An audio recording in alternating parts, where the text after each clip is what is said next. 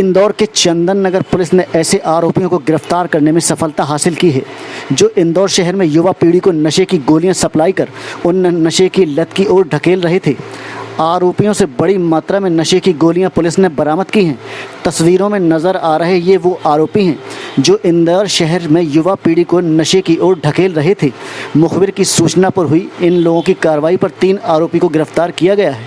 मुख्य तौर पे संगठित अपराधों को लेकर के, ऑर्गेनाइज्ड क्राइम्स को लेकर के पुलिस ने लगातार कार्रवाइयाँ की हैं और ऑर्गेनाइज्ड क्राइम से जुड़े हुए हर चीज़ को, चाहे वो अवैध हथियार हो, चाहे अवैध शराब हो या ड्रग्स हो, इनको लेकर के पुलिस ने लगातार अभियान चलाया है।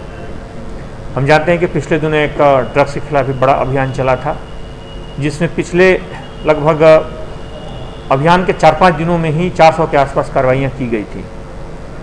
उसी कड़ी में ड्रग्स के इस पूरे अभियान में मुख्य तौर पे उसमें जो केमिकल जो ड्रग्स हैं, जो मुख्य तौर पे विभिन्न दवाइयों के रूप में भी उत्पाद में लिए जाते हैं और ड्रग्स के रूप में भी, नशे के रूप में भी उसका अपराधी प्रयोग करते हैं, वैसे ड्रग्स के विरुद्ध भी पुलिस लगातार सक्रिय थी। क्योंकि सामान्य तौर पे देखे गए हैं कि जो भी अपराध मुख्य तौर पे चैन स्नैचिंग, लूट, उसमें 90% के आसपास जो अपराधी हैं किसी न किसी ड्रग्स का सहारा लेते हैं। उसमें चंदननगर पुलिस को एक बड़ी सफलता मिली है। एसपी वेस्ट के नेतृत्व में लगातार टीम वहाँ सक्रिय थी। उसमें वहाँ सिरपुर तालाब के पास में अल्ट्राजोलम की लगभग 36,000 टैबलेट्स एक साथ पकड़ी गई हैं, जो कि एक बड़ी खेप है। बाजार मूल्य इसका लगभग 3.5 लाख रुपए के आसपास है।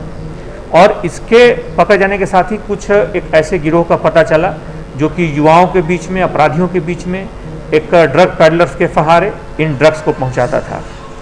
साथ ही साथ इसमें उस जानकारी के आधार पर 2 अन्य अपराधियों को भी पकड़ा गया है।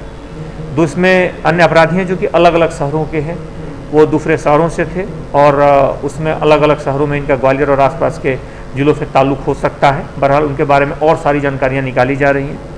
इस पूरे गैंग से और पूछताछ की जा रही है। इसमें मुख्य जो आरोपी है वाजिद, उसके खिलाफ लगभग सदर बाजार क्षेत्र का है और उसके खिलाफ लगभग 8 प्रकरण हैं।